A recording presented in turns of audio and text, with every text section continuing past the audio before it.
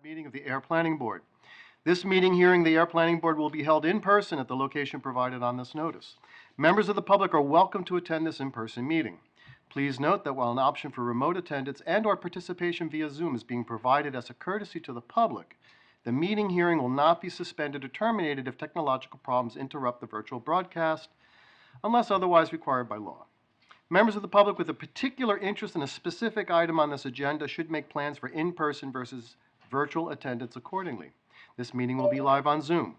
The public may access the proceedings by joining Zoom meeting ID 978-772-8220 or by calling 929-205-6099. For additional information about remote participation, please contact Danny Ruiz, Town Planner, at druiz@air.ma.us or 978-772-8220, extension 144, prior to the meeting. First order of business is to approve the agenda. I believe a amendment. Yes, I have amendment. I wanted to add the approval of the meeting minutes for the March 11th meeting that we didn't get to do at the last meeting, and adding the signature from the board for the Stratton Hill Covenant. It's already been reviewed by town council and by the applicant. It's just signatures. Okay, great. I move that we approve the agenda with the two amended suggested items. Second, but I want to add another amendment. Okay. To add the planner review, planner reports, current update on projects. I will amend my motion to include the planning updates. Do I have a second? Second. Any further discussion? Hearing none. Ken? Aye. Julie? Yes. Kathleen? Yes. Nathan? Aye. Jeff? Aye.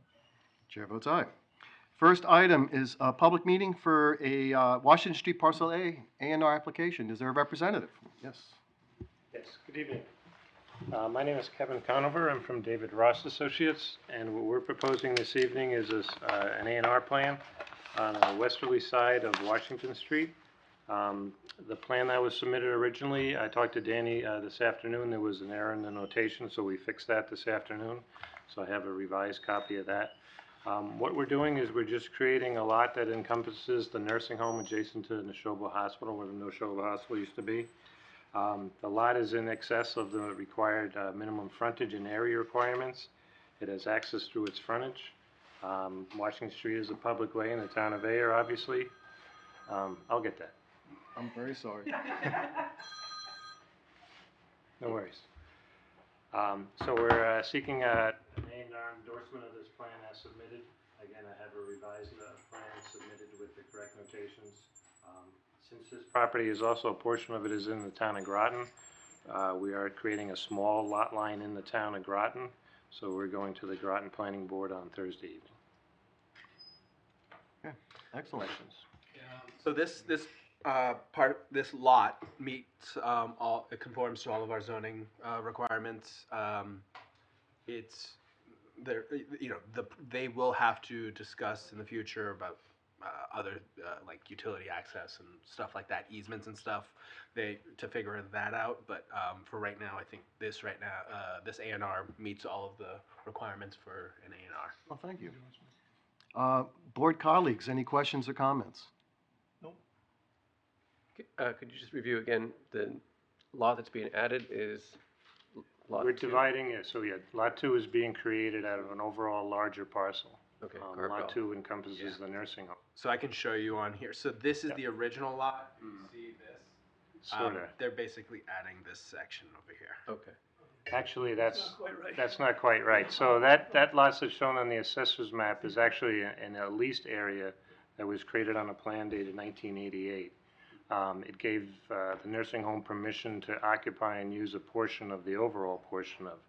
So what the intention is to separate that building from the remaining portion of Neshoba Hospital. Okay. And in terms of what Danny said, in terms of easements, there's easements all over this place. We notated the location of them, where they're referenced in particular deeds and particular plans. Again, a title exam may provide different easements or even more easements, but we showed what we could find the records of. Any other questions from the board? I will take any input on the public regarding this specific A&R project, if there's any. Zoom? No? Is there a question? Yes. Janet? No, Paula Sullivan. Come on up. Can I stand up? Can you hear me? We got to be able to hear you from. If you just give your name and address. Oh, Paula Sullivan, 191 Groton Road. They got to be able to hear you from the mics. Sorry, is it that? Oh, here? It's right across the street. Paula Sullivan, 191 Groton Road. I live across the street from the hospital. I don't understand, I just want a clarification, what exactly the A&R means. I'm like new to this, or anybody who can. Sure, so an approval not required plan is pursuant to Mass General Law, Chapter 41, Section 81P. Whenever a new property line is created, it needs an endorsement from the planning board. It's kind of a misnomer. It says approval not required. You still need the endorsement from the planning board, but it's not, a public hearing is not requested for this. So anytime, like I said, you create a new property line is exactly what we're doing here. You need to get planning board endorsement on that. And this is behind the nursing home? This Like, is by the Pace nursing Away? home. It is the nursing home. Correct. So if you see this plan here, it shows the nursing home building. Right. The parking and access I'm- associated I'm to very it. familiar with Yeah, I it. think, see it Yeah. every day. So we're just separating that from the overall parcel of the hospital. But you That's don't have, and to do what with, do we know? Again, know. they're just separating it from the overall parcel. I think she's asking why. Why? What's the motive? So I don't know the exact motive, but my inclination is because of the closure of Neshoba Hospital. And since I explained it before, they didn't actually own the property, they just Right. leased a portion of it. I think they wanted to be separated for any future development use for the remaining portion. So I think it's a good idea to kind of create its own entity.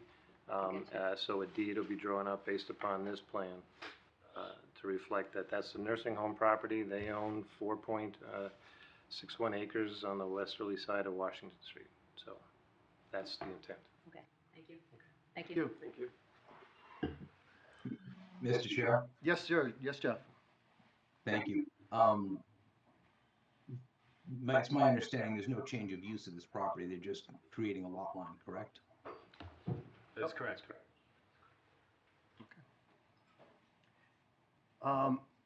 Any further comments? No. Okay, do I have a motion? I'll make a motion to endorse the A&R for Washington Street Parcel A. Seconded. Wait, Well, there's a little more to it. It's Kevin. yeah. Can I just see that? Just the small.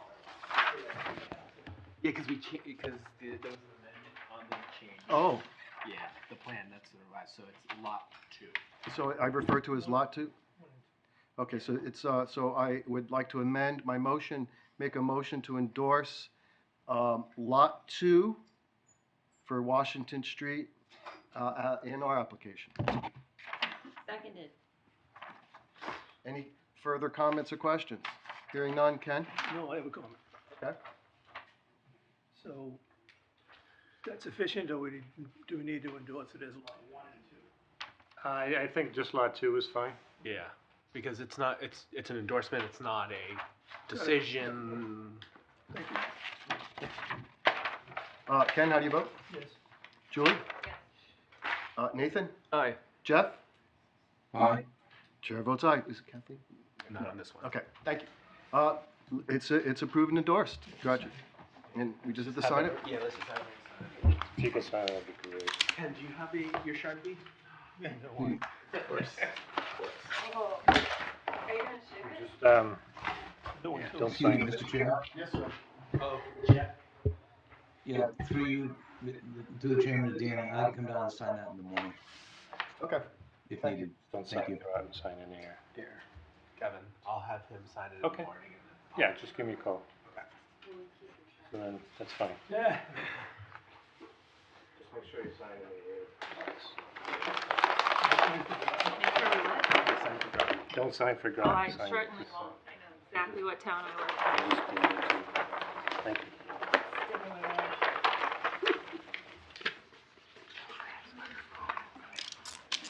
And I'll leave these with you, right, Dan? You can say. Do we need Jeff to sign it? Who wants to?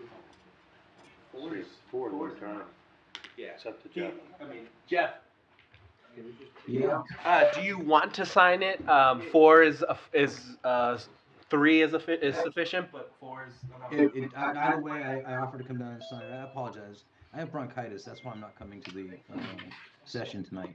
That's okay. So- He didn't come up. Kevin, how do you? So we have 4, so that's fine. Yeah. Okay. So he's gonna. Okay. He's okay. Thank you, Jeff. Thank you. Thank you. Have a good evening. All right. We And need a our motion to count open, time. right? It's already open. Oh, it's already open. We opened it at the last meeting. So the next item is one of great interest to the people in this room, I believe. It's the public hearing for 0 High Street and 38 Groton Harvard Road, the Lincoln Hills project. Just want to make a few comments to start about how this process is going to work. First of all, in many ways, as I see a lot of new faces, I want to explain something about the planning board. A lot of ways we're misnamed. I'd say 20% of what we do is actual planning. That is looking at zoning, table of uses, and making recommendations for improvements for land use that are more in conformance with the town's master plan. 80% of what we do is what you're going to see this evening, that we respond to applications that are submitted to us. These applications are submitted by private citizens who own land. At no point does the planning board ever say, hey, we think a house should go here, a restaurant here, manufacturing over there. It doesn't work like that. It's all through applications submitted by private individuals. We've received quite a few comments and letters asking for very close scrutiny of these plans for things like traffic, safety, stormwater, disposition of the open space, etc. And I want to assure you that we're going to go through the usual exhaustive process that includes reviews of the traffic study that's already been made, and we will have an independent review of that. It will include an exhaustive stormwater process. It will include reviews by all the major department heads, public safety, conservation commission, planning board, the planning, town planner, etc. So nothing is going to be rushed, hurried, or skipped over. Now, as part of that long process, please understand that tonight is just the beginning.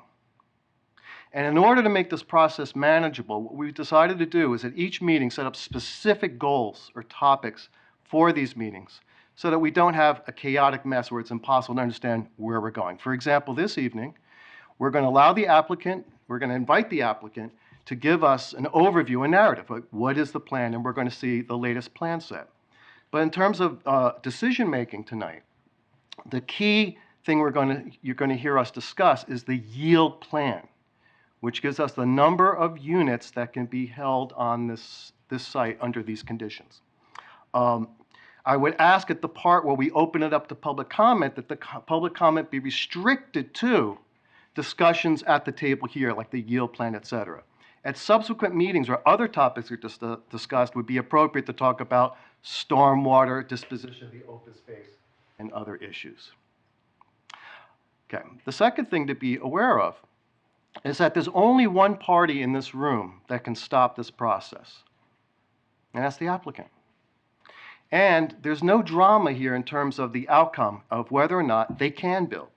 That's already been answered. The answer is yes, they can. By law and by right, they can build. Our responsibility as a board is to see to it that their plans conform to our laws, bylaws, and regulations. And in areas of ambiguity, we negotiate in ways that are most advantageous to the town. Those are our functions. So with that said, what I'd like to do is turn it over to our town planner, Danny Ruiz, to kind of set up what's going to happen next. And then Danny will invite the applicant to come forward to give us a walkthrough of what their plans are. Thank you. So just wanted to preface this so that everyone understands kind of the process and what's going on. So this application was submitted to the planning board under our OSRD bylaw. Under that bylaw, it allows the applicant by right to develop a property that would require 50% open space, and it would allow them to build on the the remaining developable land. This application will trigger several different bylaws within the air zoning bylaw. It's going to trigger the OSRD, which is the open space residential development, our site plan review, our inclusionary housing bylaw, which I will make sure to clarify right now is, I know there is some question about what the inclusionary housing bylaw is, whether it's 20%, 10%. It's 10%. In October of last year, we voted at town meeting to amend the whole inclusionary housing bylaw. So it was completely rewritten, and it was passed at town meeting in October. That's the bylaw that they're working off of. I know that on the website, it has not, on the E-Code 360, has not been fully updated. That is in the process of being updated right now. They do it yearly, so when you do a spring town meeting and a fall town meeting, it doesn't get updated till the next year. But they are shown on the website. There will be, as the chair stated, there will be a third-party review of the traffic study. That will be an extensive process. They will review all of the information from front to back of that traffic study that was submitted to us. We have already preliminarily reviewed it, provided comments initially, but the third-party review will be able to give a more extensive, detailed comment letter on it. And it'll take a couple of meetings to kind of go through that process as well. There will also be stormwater discussions. It'll be up to the board to decide whether or not they want a third-party review for that as well. As of right now, the DPW has done their review of the plans and of the stormwater management, the stormwater calcs that were done and submitted. They provided comments on those. The yield plan, that is how the planning board will calculate the base number of units, of maximum units allowed on the project. There will also be another component to that, which is density bonuses, which will be at a later date discussed. There will also be discussion today about a site visit for the planning board to go out on site and walk the site with the applicant. I think, as of right now, I think that's it. So I think if we have the applicant come up and make their presentation.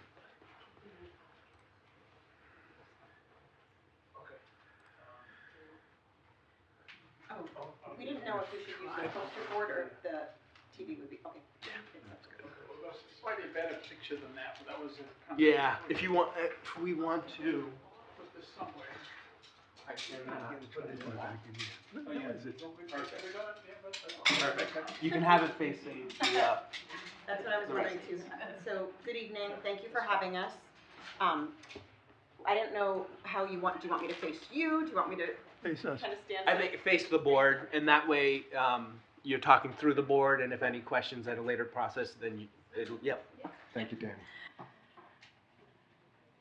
So I just wanted to give kind of an introduction overview. I know, through the process, we've talked about some things along the way, but I just wanted to go high level once again, and we've had some changes too. So one thing I wanted to make sure that I said, my name is Janet Field. I'm the applicant along with my husband, Michael Field. Although this is our first actual our second public hearing where we're actually speaking about the project, but I do want people to understand that we didn't just create these plans yesterday and show up at this meeting today. We actually started back in March of 2024 with conversations. We kind of met with a steering committee here with the town with different department heads. We had planning, DPW, building, affordable housing, and got input from everybody about, looking at the master plan and what the town needed for housing. Because, a lot of housing developments today are your typical 2,800 square foot houses, and those work. I mean, those sell, and that's one way to develop land. But we wanted to try to do something a little bit more creative that would, by the nature of the way it's designed and built, be more affordable. Not even considering the affordable housing component, which it does have. So that to me, that's kind of important for people to understand. It wasn't like, let's cram the most number of houses in here. to make more money. It's, you could probably make the same amount of money if we're looking, either way, but this was, I think, a thoughtful proposal for what the town and what people are looking for, hopefully. So, as that goes, I wanted to, make sure that people understood that it's not just, we didn't just show up today with this. We actually, at our initial discussions, we knew that as of the town meeting 2024, there were proposed zoning bylaw changes which would allow to have more dense housing. So we looked to that and, waited for it kind of to get approved and decided to go down that path at that point. So as of today, we are proposing to do 53 housing units, 5 of which would be permanently restricted as affordable, and those would be affordable under the 80% AMI. So those houses, as of today's regulations, will cost about $240,000 for somebody to purchase. So, I mean, I've heard some comments saying, oh, there's only 5 affordable units. Well, to those 5 families who can buy a house for $240,000, that's not nothing. I mean, it's valuable. I think that there are human beings who would very much appreciate being able to buy an affordable house for that amount. So of the 53 units, 5 affordable. There are all in total 20 buildings. There are 9 duplex buildings, 6 triplex, 3 fourplex, and 1 fiveplex, for a total of, as I said, 53. We're proposing to do 15 2-bedroom units and 38 3-bedroom units. That number is set to fluctuate. If there's a greater demand for 2 bedrooms versus 3 bedrooms, we could shift it off, but that would be the minimum number of 2 bedrooms that we'd propose to do. And then I think, one other thing that I wanted to just clarify too is there was some confusion about initial projects that were proposed on this land and housing amounts, and this is a completely new project because it encompasses this parcel of land that we've owned for 15 years, along with this additional 7-acre parcel that is owned by another entity that we have contracted to purchase. So this really isn't comparable to putting housing just on the 5 acres. Now we have 12, and we've decided to do it as open space, preserving the bottom 6 and developing only the top 6.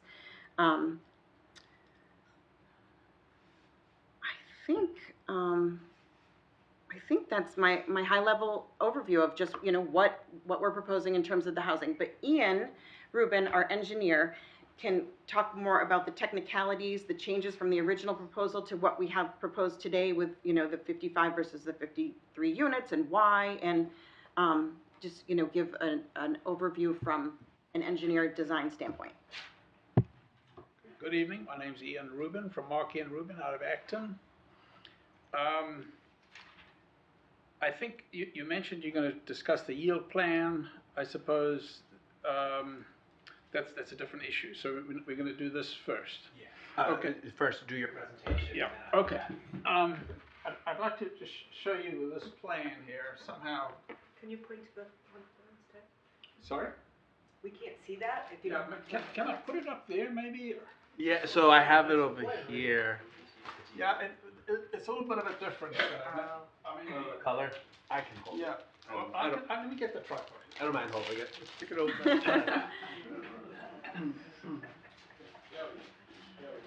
That's it. And maybe if you take it out of the plastic, it'll be even more clear. Yeah. Do you want here? I'll take that. Okay. Okay, there we go. Okay. So, what we have here is, this is Groton Harvard, and this is High Street. And the access to this property comes from High Street. This portion of the land is what we call the developable land, and this is the open space. So this portion, including this little strip over here, is not to be developed, except for where you can see there's green, which I'll explain what that is. The green actually represents grass, the bright green, and this bluish green is all essentially unchanged. So that's the open space, and these units, as you can see, as Janet described, you can see they're duplexes, triplexes, and so on. The road is a standard subdivision size road, 22 feet wide, with a sidewalk and additional parking. Each unit is a one-car garage with space in front to park in front of the garage. So every unit has two spaces plus additional parking. And there is a deck on each unit. I think what I should get onto is how this whole system's working with drainage and so on. Obviously, all of this is going to be collected water, and it's being piped all the way down to over here. This is the low point. It starts at a high point here, goes down, but the pipes take the water all the way down to here and goes to a detention pond, and then additional treatment further down there. I want to just explain something about stormwater, and that is that Ayer's regulations are about as strict as I've ever seen. They're more strict than the state and more strict than almost any other town that I've worked with. To comply with that, this is what you're going to get. You're going to get a detention pond and additional treatment as is necessary. So it's done by calculation, and that's why it is laid out as such. We are, by regulation, we can use space in the space for a detention pond in the open space, provided that that area is included in the 50% developed land. And the first time we submitted this, I didn't include that area. So the changes have been made to include that area. And essentially what I did was I cut this piece out over here. And by that, in fact, I ended up losing 2 units.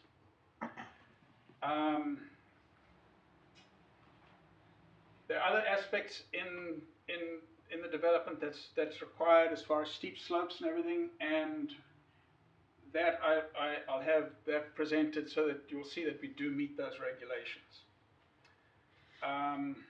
There's also a sewer line that starts from here, that comes down and takes it all the way down to Groton Harvard Road.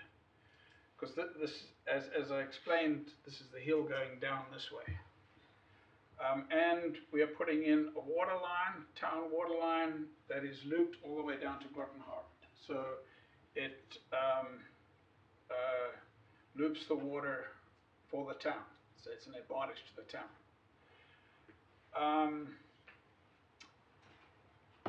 I think that's about it, and I would really rather have people ask questions on this if there's anything in particular that. Well, Can I have a question? hold on. First, as a point of order, first of all questions go through me, the chair, and then I distribute as appropriate. The first set of questions is for board colleagues, and then I'll open it up to the public. I also want to insist that I don't want the conversation to go all over the place. As I said earlier, because there's so many different components, we're going to restrict the bulk of the discussion to that yield count, which is absolutely critical for everything else that follows after it. Everything else cascades from that number, so that's why it's so important to start. Fair enough? Okay. I'm also, before opening up the questions, I'm going to call for a 5-minute recess, and we'll regroup in just 5 minutes. Thank you. I'm going to call the meeting back to order. And where we left off was the beginning of discussion of the yield plan. Is that their yield count? Yeah. The base yield count? I think. So if I can have order in the room, please. All right. So I think what we should do is, based on what our bylaw says, the first thing that the planning board must do is make a determination on the yield plan. Okay. And so Danny, could you explain the distinction between that maximum base count, the base count, and then ultimately there could be a larger number, be additional units, density bonuses? Could you explain what a density bonus is and why that's different from the base count? Yes. So, as you know, it's shown here as 53 units. That is not what's approved. That is the applicant's proposal for the planning board to consider. What the yield plan will give us is the maximum base units allowed within the development, just based off of the yield plan. There are built-in density bonuses within our OSRD bylaw, which allow the applicant to apply for those, where they will get additional units, which is why they show 53 here and not the 34 units which are shown on, come from a yield plan. It is their right to propose 53 units, as it is their right to submit for those density bonuses. And so what the process, how we're going to go about this is, the planning board will review the yield plan, which what a yield plan is it shows what the applicant could build under a conventional subdivision, meeting the subdivision standards. That is allowed, so that gives you how many units for your base number, and you work up from there for the additional density bonuses. And Danny, would you clarify for us, like in this overall property, when we look at the space at border, so when you talk about if it weren't OSRD, if it was under standard zoning, are we looking at the entire outline of this, or, oh, okay, you have it up here on the board. Yes. So up on the board, what you'll see is the entire property that's in green here. This is what they could build if they were to go under a conventional subdivision, which here they have shown 26 lots. But Mr. Chair, excuse me, Yes, sir. Yes, Jeff. could you please share the Mondo? Share the Mondo? Oh, it's not shared Oh, I on? got it. Okay. It is. It just popped up. I must be having difficulty here. Thank you. okay. And under what we see here, this is with the appropriate frontage and dimensional requirements of a traditional okay. Yes, so they have to meet every one of the zoning, they have to conform to subdivision standards, which means they have to meet the zoning, and have to show that they can meet the zoning for each of these lots. Some of these lots are around 12,000, some of these are over 24,000. The ones that are over 24,000 are shown implied to be duplexes, which is what we allow as by right under our zoning bylaw within the A2 zone. So anything that's 24,000 or bigger, you're allowed to build a duplex by right. Anything under that, it has to be a single family home. So based on how that is structured, how the plan shows here, 26 lots, 18 of them are single, and 8 of them are duplexes. Based on that calculation, you'd get down to your 34 units. That is your maximum base unit count. The building commissioner reviewed this and gave us the determination that that is the correct unit count. Thank you, because I was gonna ask that question. Yes, there was initially, when we had started the process back about a year ago, when we were reading the bylaw, there was an interpretation that we were going by on how we read the bylaw. It was later brought to our attention that we may have been misreading the bylaw, and Charlie made that determination and agreed that it was not we were not reading it the correct way, which is why now they have to apply for the density bonuses. So right now, the first step that the planning board must do is determine whether or not the yield plan that was submitted meets the requirements of what a yield plan is. Okay, so Ken, just, would you? just a little bit further to that. So to review the OSRD requirement, the first thing we actually did was we went through a conservation analysis with the Conservation Commission. That was step one. That is correct. That's behind us now. Yes. Step two is having the applicant show us all the land with a standard subdivision lot layout on it, as you just explained. Mm-hmm.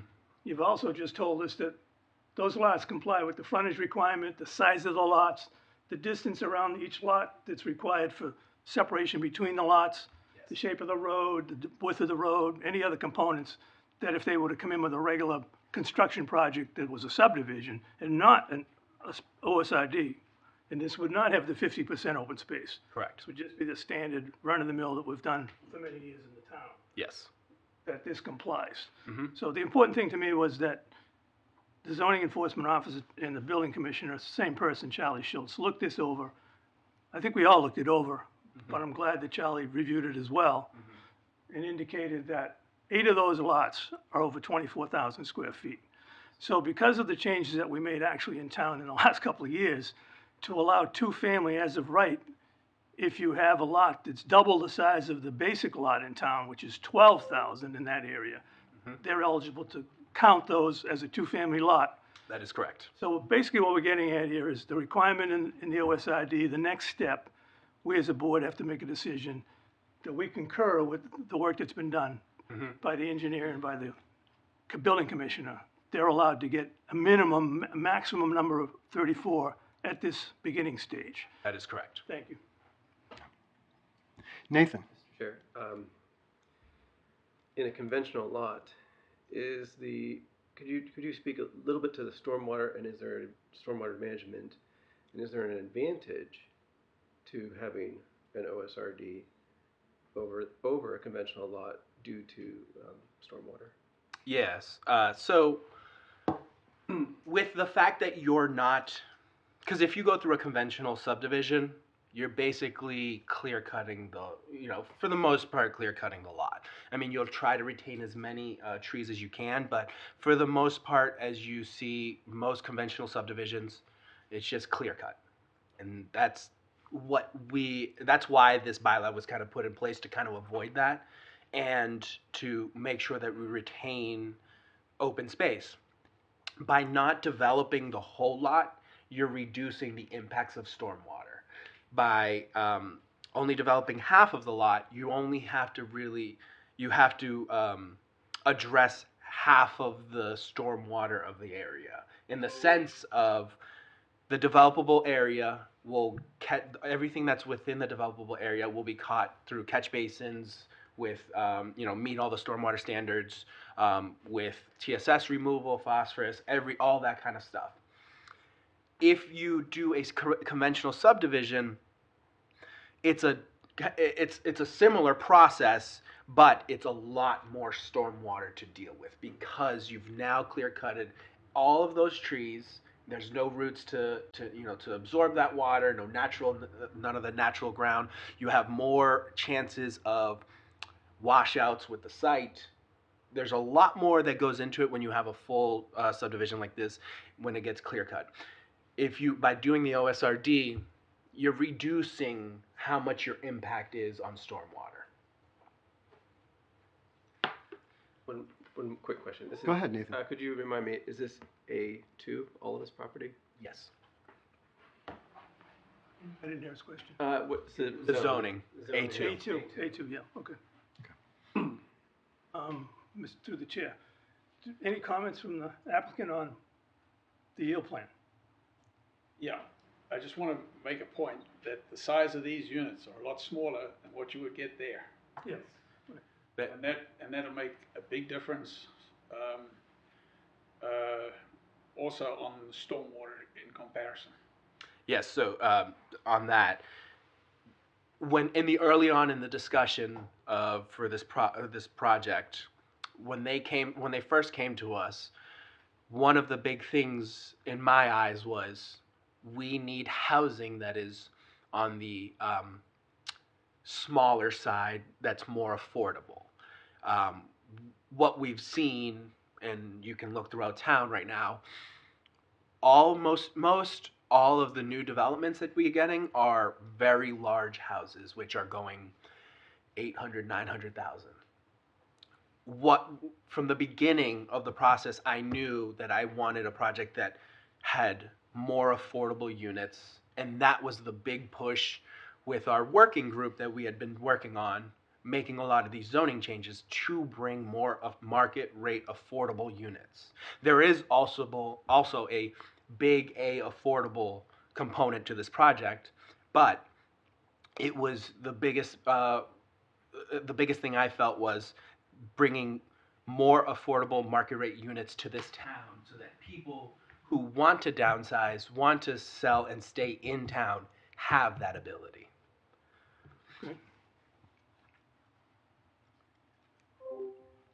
Yeah.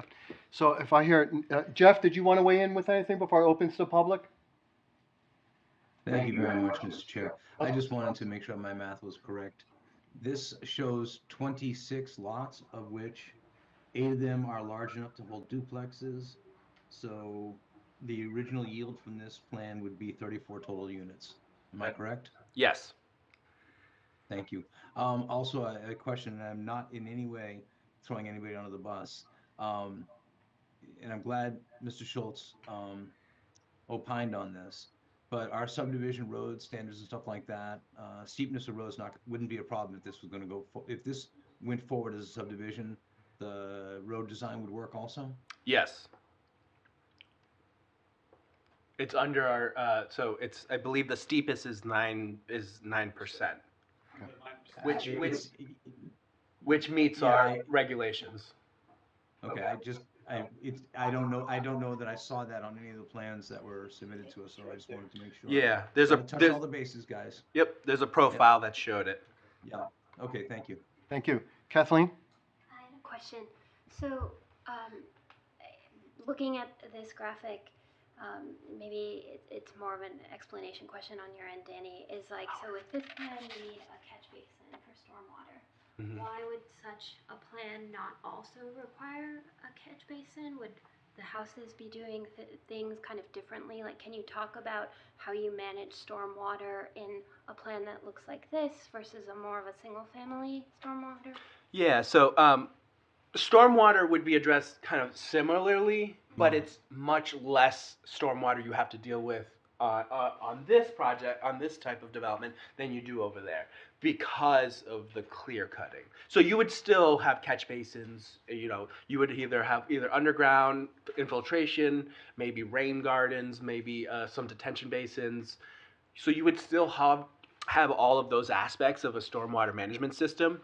But the difference is with this one, you don't have as much stormwater to deal with because you're not developing the whole lot. So it's harder.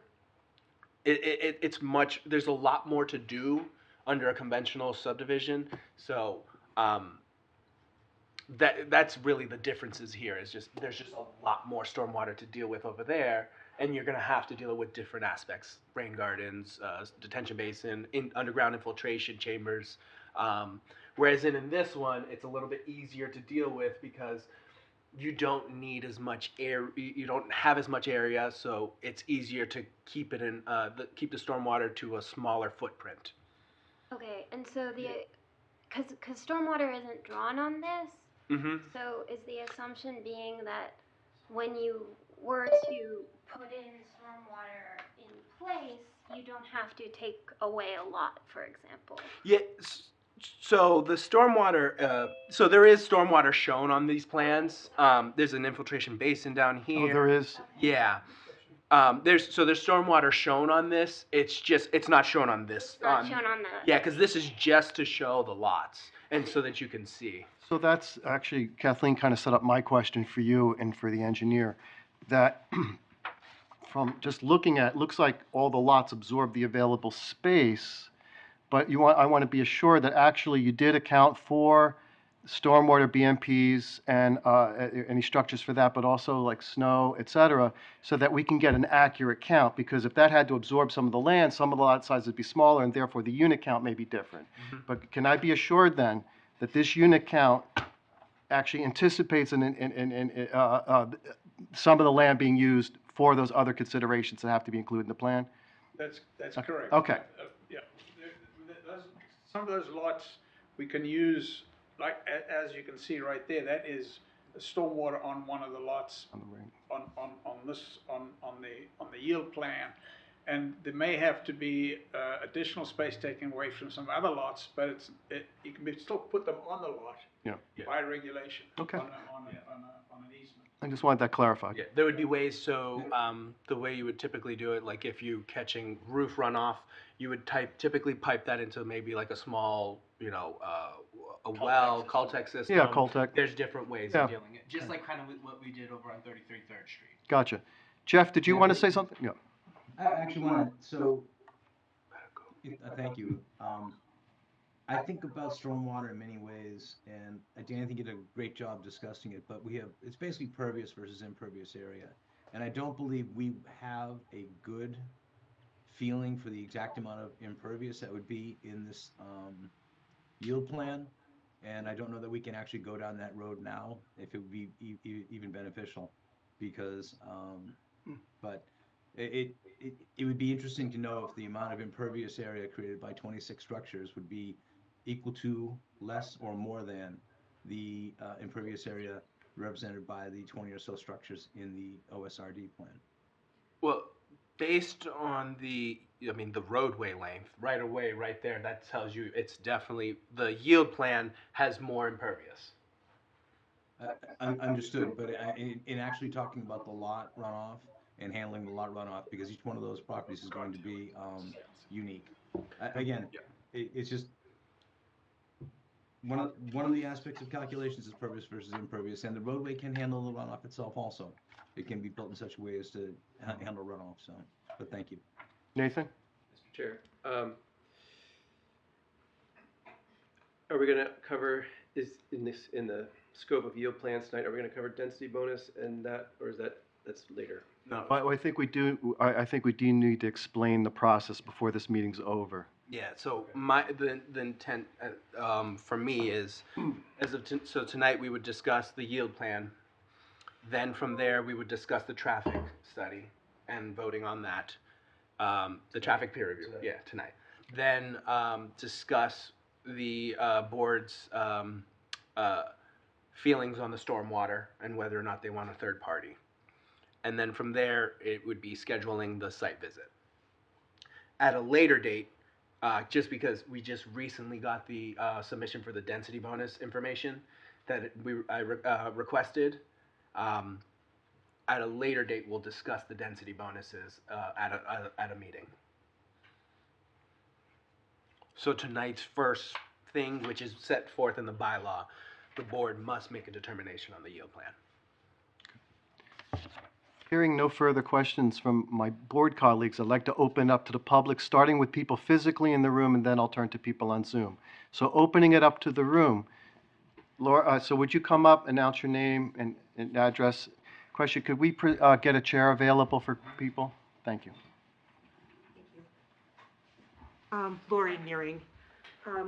You described how in the conventional plan, some of the units, 8 units could be duplexes. Could you please point out which ones are duplexes? Yeah. And I'm wondering if they meet all the requirements for frontage. Yes. According to our So plan. every lot here meets all frontage, all zoning requirements. Including the area. So this is a 24,000 square foot. This is 24. This is 24. This one's 24. This one's 20. Yeah, this one, but this one's 24. This is 34. This is 27. And then 8 over here, and 19. 19 is. Also, yeah. The next That lower looks down. small. Yeah, Okay. it follows. It has this. That's the catch basin. Okay. Oh, interesting. Great. Cape Cod. This may or may not be purview to today's presentation, but you described how you changed, you removed 3 houses from the last plan, and you changed the retention pond. Is that changed in shape or size? Oh, no. Yeah, we're just gonna keep it to the yield plan. Okay, Today. to the yield plan. Yeah, because that's gonna be discussed when we discuss stormwater at a meeting. Okay. That's probably, the only thing I wanted to ask is if you could please make sure that in the agendas for the future meetings, you let us know what you're gonna be discussing Yes. that time. Yep. So Will we're do. prepared. Yeah. Okay, thank you.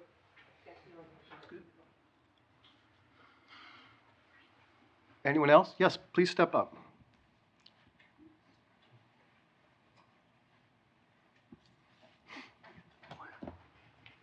I'm Liz Nonis from Forlena Court. My question is regarding the subdivision plan and you're making stormwater more like assumptions than actual studies or measurements. So you're basing the number of lots and the fact that stormwater is accounted for kind of basically on an honor system. No, No, it's a, not at all. it's an engineered Yeah. stormwater plan. Ruthlessly, yes. Yes. Okay, so it would it probably in some way already technically passes whatever stormwater guidelines will be applied Yep. to. They have to meet They have the to stormwater. demonstrate, yes, they have to actually demonstrate that they can comply. So that means things like field test pits, figuring out where the water level is. I mean, a whole complex array of things have to go into these calculations for the stormwater, and then they're reviewed. Okay, Yeah, so no assumptions are made. okay, but the stormwater plan that will be accepted for this OSRD plan possibly could change based on outside information, but that is not being applied to. So, because the conventional subdivision is just for a calculation of the base unit. It does not go, our bylaw, the way it states it, is it has to meet the 13, there's 13 requirements in there, and it doesn't go into meeting every subdivision standards. There's a specific section that says within our bylaw, let me just pull it up really quickly. So, under the bylaw, it says the maximum number of residential units in an OSRD is determined through the submission of a yield plan, which is essentially a plan meeting most of the standards of a preliminary subdivision according to the Ayer rules and regulation governing the subdivision of land, with some additional information as described below. So there's a reason that it does not go full in depth, like 100% design plans, because we in our bylaw know that they're not going to actually go down this route. It's merely to give us the calculation for their load, for their maximum amount of units. So there are requirements that they still have to meet, and have to meet most of the standards of the subdivision rules and regulations, but it does not go 100% fully designed plans. Just for the yield plan. Just for the yield plan. This has a full design, 100% plans, stormwater, traffic, everything is fully designed to 100%. Okay, I guess I'm just saying theoretically, if there are 34 there and it had the full review, 100%, it might go down to 32 or 30, and now we're basing the yield on that, which is. No, remember, I asked the question about did they accommodate space for the stormwater infrastructure? That's exactly why I asked the question. It's related to your concern. Is that, does this really take into account that some space is going to have to be dedicated? And then the answer to that is yes. The other answer to your concern is that if they were to go, imagine this route, there are all kinds of things like underground systems and other things, et cetera, that will allow them to get that count. They would be able to do it. We know there's enough within contemporary stormwater infrastructure technology that they could do it. Thank you. You're welcome. Other questions? Yes, if you would step up, name and hello. Hello, Faith Salter, Winthrop Avenue, and normally I ask questions about something I know stuff about. This is a question that's kind of a gut question. Okay. In terms of the yield plan, like you look at that, it looks like it's flat. Looks like the land is flat. This area of the town is not, and it's a lot of ledge, very rocky. And so when I look at the number of houses up there or the sort of lots up there, I'm imagining that some of them, in order to be buildable, will need more blasting than others. And I'm wondering, how does that ledge, how does the geology of the site fit into the calculation of the yield plan in terms of our capacity to put infrastructure in the ground, but also the risk to surrounding buildings, including the assisted living, which is an older building, and my house, which is a cheaply built building. Wondering, like, at what point in the calculations for yield is the impact of blasting potentially, or that sort of thing there, or is it kind of like, well, we just blast it till it's flat? I'm just curious. So blasting is not taken into account of this, but blasting has been taken into account into this project. There would be blasting either way. What happens? There's a state law that they have to abide by for blasting. part of that is a pre-blast survey of anyone within 300 feet of where they're blasting. So they come out, they, Make a little. so they come out, they'll look at your house if you're within 300 feet of the blasting. They take pictures. There's a full survey of everything. They video record so that if there is a cause from the blast, that there's a crack in your foundation or something, they're responsible. There's insurance that would be responsible to fix that. Blasting, so when it comes to blasting, other than that does not get taken So into I account. guess that's what I was wondering, was like, I was wondering if you look at a site and say, that's an awful lot of blasting, we're not gonna build a house there, but you're saying, we're gonna blast the bejesus out of this place and build a house there. No, we're not saying that, but it's blasting. All we're saying is that on a piece of paper, you can draw a lot that's that size and it'll fit on the land. That point in time, it's either a buildable lot or not buildable lot, or who knows how much work it takes to Still build don't a know lot. yet. But it's a lot that's designed and it's shaped, that fits under our requirements. So it's Blasting- not blasting- taking into assumption account the of what- ledge or anything like Blasting that. blasting is not a zoning regulation. That's kind of what I was getting at, was like this, that's what an unknown for us right now, like there could be lots on that page that, Yeah, that exceeds what our purview. yeah, that's what I wanted to know, thanks. That's outside of zoning. We have other questions? Marion, did you want to step up? I know. Thank you, Mr. Chairman. Welcome, Marion. And I may have misunderstood part of your early presentation, but it sounded as though you were planning on having a great deal of lawn. Lawn? I didn't understand you correctly? No. So I think what he stated was the light green on his plan would be lawn. The rest, this darker green, is undisturbed. So then all natural vegetation. Yeah, it's what Exactly. currently is out Right. there. So I just wanted to emphasize the importance of natural vegetation helping to manage stormwater Yes. rather than grass. Oh, yes, yes. Thank you, Marion. Other comments on the yield plan? Jess, come on up.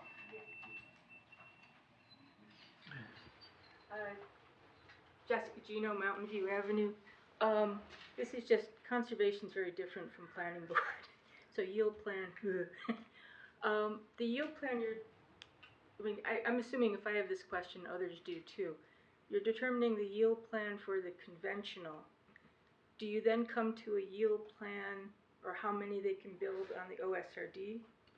So this, when you look at the conventional, Yeah. that gives you the base unit you Base. could start with. Okay, Then there are different applications that the applicant can submit for density bonuses, and I think there's for additional affordable housing units, for solar, and there's a couple additional open space over the 50% and The deeded protected open space. and deeded protected open. So is that 4 or 3? Yeah, there's 4. Okay. Yeah, that's yeah. so that gives you maximum number of units that could be built in the OSRD area? Yeah. And is that okay. When you take the base, and then you add the density bonuses that they applied for and that we approve, we have to vote. We have to find that they're valid. Yes, you add the sum of those gives you the final count. And at this particular point in your discussion, the determination of the open space versus the developable area is not pertinent yet, right? We did it already. So, for the yield plan, no, but the board, when the Conservation Commission and the Planning Board met, that was part of the discussion on making sure 50% is Right. part. So they do, based on this, meet the 50%. So that'd be my just clarification. What is the percentage of open space relative to the 12.1 acres? What is the percentage of open space now on this? More than 50%. How much more? Fraction. I had the numbers, but I don't know off the top of my head. 51 or 52%. Yeah. And then related to that would be, what is the percentage taken up by two basins as well We're gonna as get to that. the line going through the open space with the water and sewer lines, Yeah, what percentage is that? Because again, conservation, we did have concerns that open space is truly open space and not used space. so I'm just gonna, our OSRD regulations allow it, that as long as they're above 50%. So I just wanna make sure you guys know that, I understand. I think the open space regulations allow it as long as the stormwater is not put into the minimum 50%. Correct, Exactly. that's exactly. That's why I'm asking. Yeah, and- What is the exact percentage? We haven't got there yet, Jess. We haven't got there. We haven't gotten there yet. Let's clarify. It says specifically, structure, the detention and retention basins and similar structures. Mhm. And though that is not exactly clear, a detention basin and a retention basin means something that is dug out and has changed the shape of the land. The only place we do that is where that detention basin is. Everywhere else, we are putting in pipes, but that's going to be covered over and left to be used as open space and vegetated naturally, and remain so for the rest of, as long as the laws remain there. I'd like to remind the chairman that we're gonna have a discussion on that at a separate meeting. Yeah. Taking it from the ground zero to the end. We understand exactly what you're talking about, because you and I actually wrote this thing. Yep. So we are not letting that go, but it will be done at a separate meeting. Okay, thank you. Yes, ma'am, please come up. Hello. And your name and address, please? Yes, my name is Christine Goulet. I live at 15 Deer Run. Thank you for this meeting. And I don't think that we've had an opportunity to ask questions before about this, and I know you're addressing the yield plan, and I appreciate the question about the geology. I think there's a lot of factors when you're deciding about the yield plan, including the geology, including our emergency services, not only our stormwater, our open space plan, but conservation.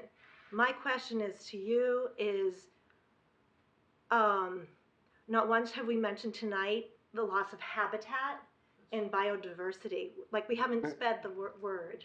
Because, remember, do you understand, the yield plan is entirely abstract and theoretical. It's Right. not anything that will ever be built. It's just used as a calculation to help us arrive at a base number. Yeah. Because all those concerns about open space, that's what the other 50% is all about. Correct. But my question is, has the town considered the purchase of this land and the land trust? Yes. That's something I would just like to Yeah, address, because I haven't heard it yet. So the town did look at this about 2 years ago, maybe a year and a half, maybe 2 years ago, about buying it. It was determined that the town did not want to buy it. Conservation Commission, I know the Conservation Commission and the Planning Board had a joint meeting here in February, where, what's up, Ken? So there was a discussion in February here, and the Conservation Commission had meetings in January to discuss the conservation analysis. The conservation analysis takes all of what you just discussed, natural habitat and all that stuff, into account. There is a study up on the website. If you want to look up here, under the pre-information, the conservation analysis, that is what was done by their scientists, their natural habitat scientists and wetland scientists. There are no wetlands on this property, so there's no conservation jurisdiction here. The approved conservation findings are here as well.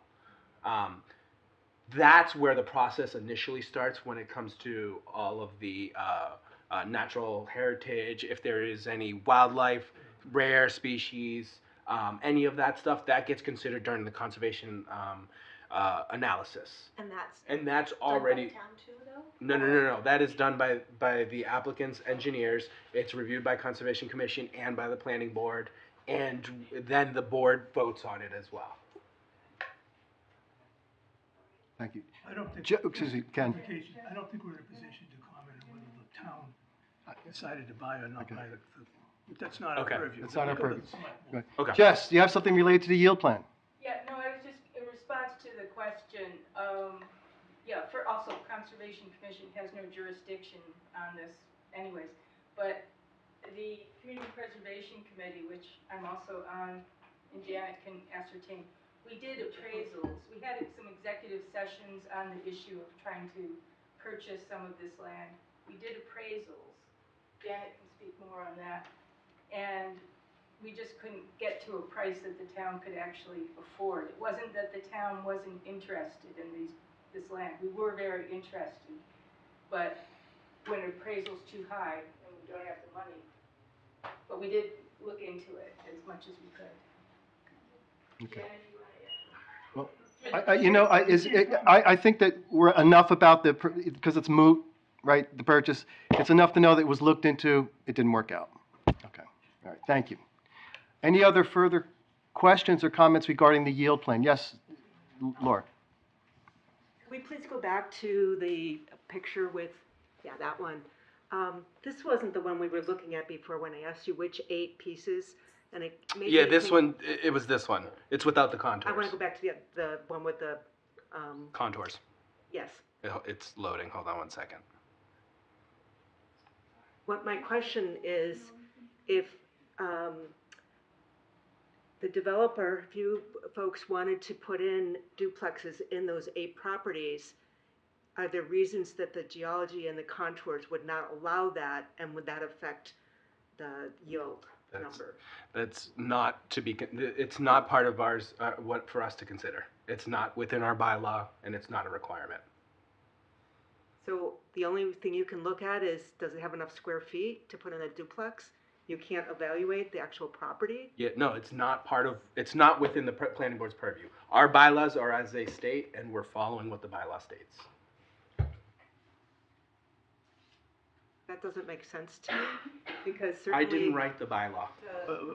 Well, look, this can't turn into a forum of discussing the virtues and values of the laws as they are. We only work with the laws as they are.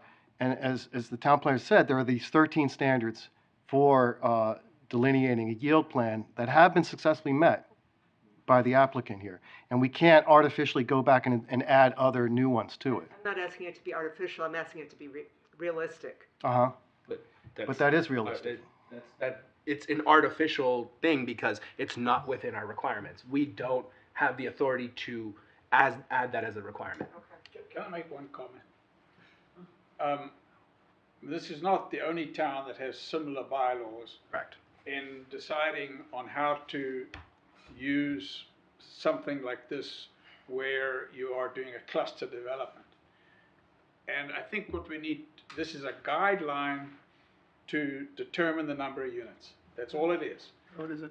And the benefit of a cluster is the fact that you have open space and that land that will never be changed as long as the laws stand. And I think the fact that we've got all this open space here with all the trees untouched is a major advantage over to a subdivision like that.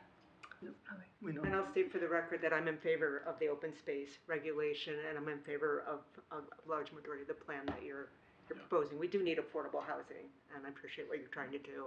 I just want to make sure it's scaled appropriately. Okay, thank you. Other questions or comments coming from the public?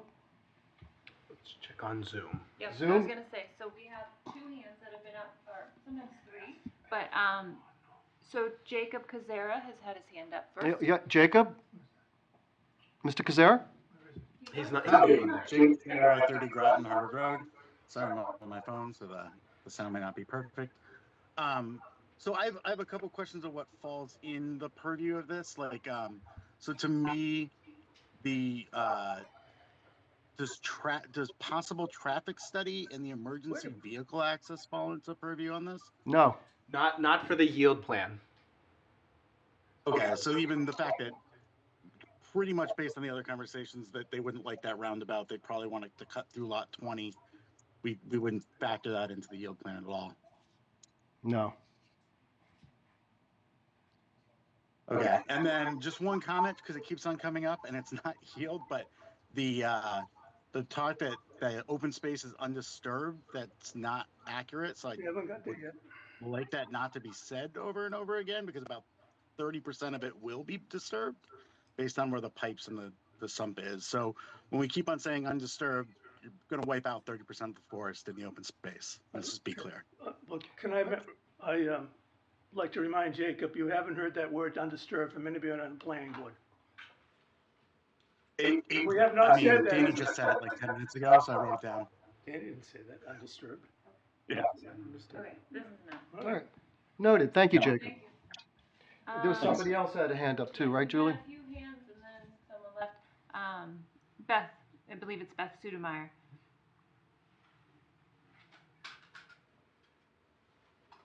Beth? Beth, can you unmute? Okay, is that through the chair? Yeah, go ahead, Beth. All right, thank you. So Beth Sidmeyer, 16 Nashua Street. I think there's a tremendous amount of assumptions being made and very generous assumptions being made. I think that to consider that the requirements have been met without, like, I haven't found a narrative indicating the assumptions that they've used in creating the plan that is on the screen and how they met the subdivision requirements that are required for this step in the process. Beth? I think that they should have indicated their assumptions, how Beth. they would treat the stormwater. And I think that I really encourage you not to approve the yield plan until you have the peer reviewer for stormwater look at it to determine that this No. is in fact a practical No. presentation of number of lots that you could have on this location, given how constrained the conditions are. And again, you know, like, they should be explaining how they came to this number They in a have. narrative fashion. So, Beth, you're asking us to ignore the law. No, I'm Yes. asking them to indicate how they No, comply with the law. they have complied. Remember, our town planner just said there are the 13 requirements for a yield plan that they have met. But we don't know that the yield plan is meeting the stormwater treatment requirements. That's not required. It's not required under our bylaw. But how can you know what the yield would be if you don't know that they can treat the stormwater? The bylaw is the bylaw. That's all I can say. I did not write this bylaw. It's been in place since before I came here. I'm sorry. That doesn't matter. We're not questioning the merits of the bylaw. We're questioning whether or not what they're saying can be constructed could be constructed. The bylaw states what the board can consider under a yield plan. We have to only follow what's within that section of the OSRD. That's it. Yes.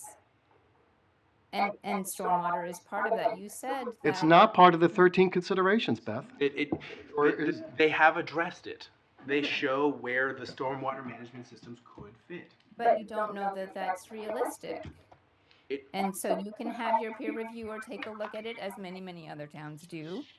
And then that would be a factor that you can consider in developing your determination on yields. This, as I said earlier, the yield plan is an abstraction. It's only a tool that allows us to get to a base number.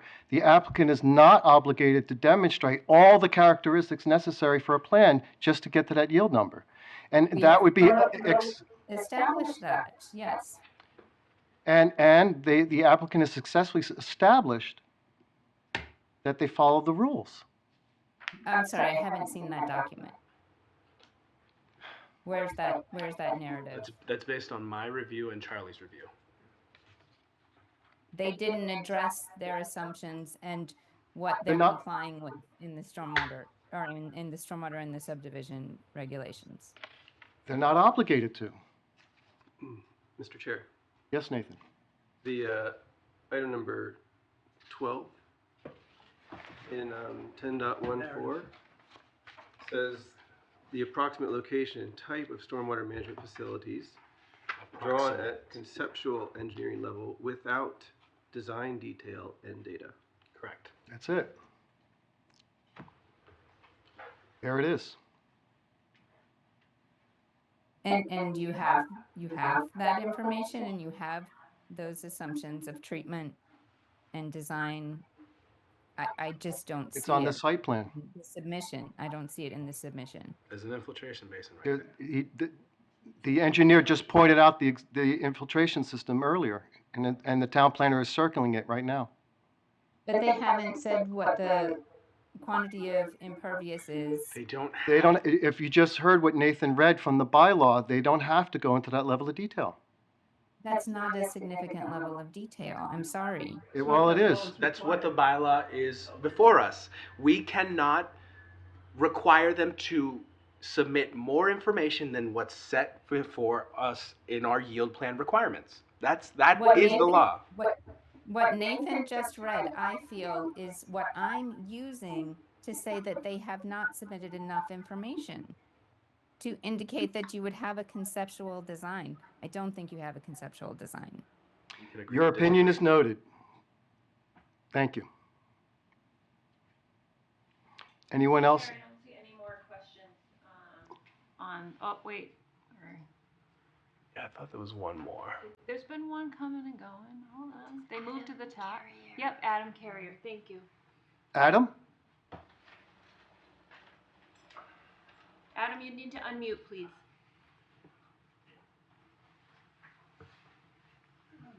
Hello? Yes. Hi. Yep. Yes. Sorry.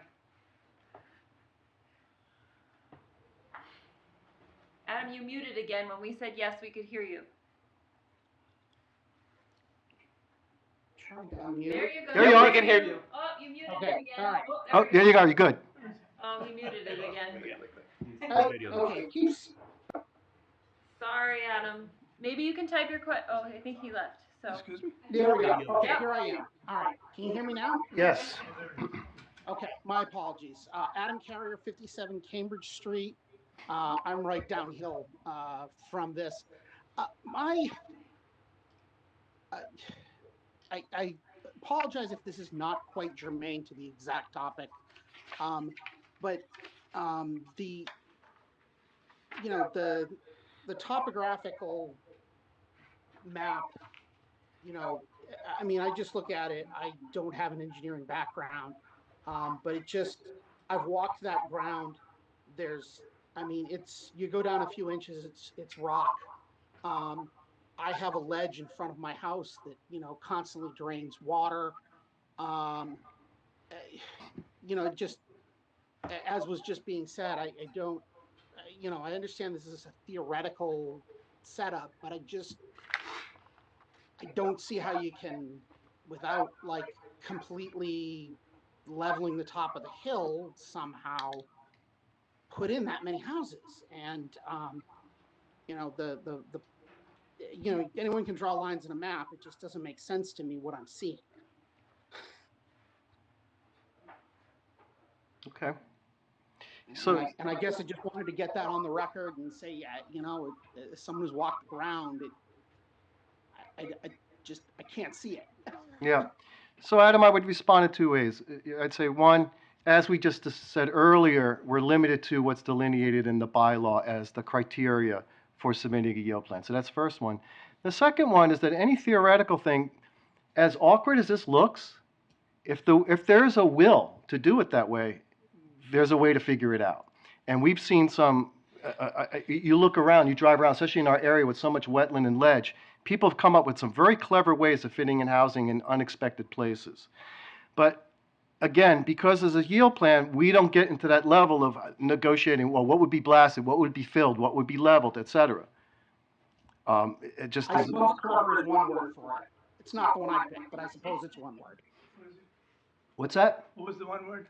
Clever. I said, I suppose clever is one word for Yep. it. It's not the one I would use, but it's one word for it.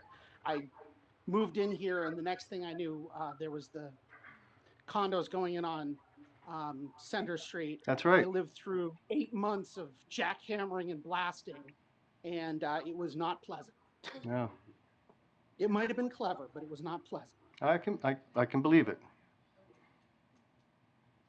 And that's why if blasting is required as a part of this, there are regulations for blasting control that has to pass through fire and public safety, and they're pretty stringent. Okay. All right. I do not see. Anything else? No more hands online. Okay. I got one more comment. So can you go to that paragraph 12, Dan. So did the applicant actually submit a narrative? Speak up a little, just because there's a lot of people and I have. Is it requirement for a narrative, the last sentence? A narrative shall be provided summarizing the general approach to stormwater management on the site. Did we get a narrative? Oh, I'll ask you, actually. Through the chair. For the yield plan, we didn't submit a narrative. Yeah, there is a requirement for a narrative under the stormwater item 12. There is. So, you have that in front of you? Oh, you don't have to know it. I can prepare you one.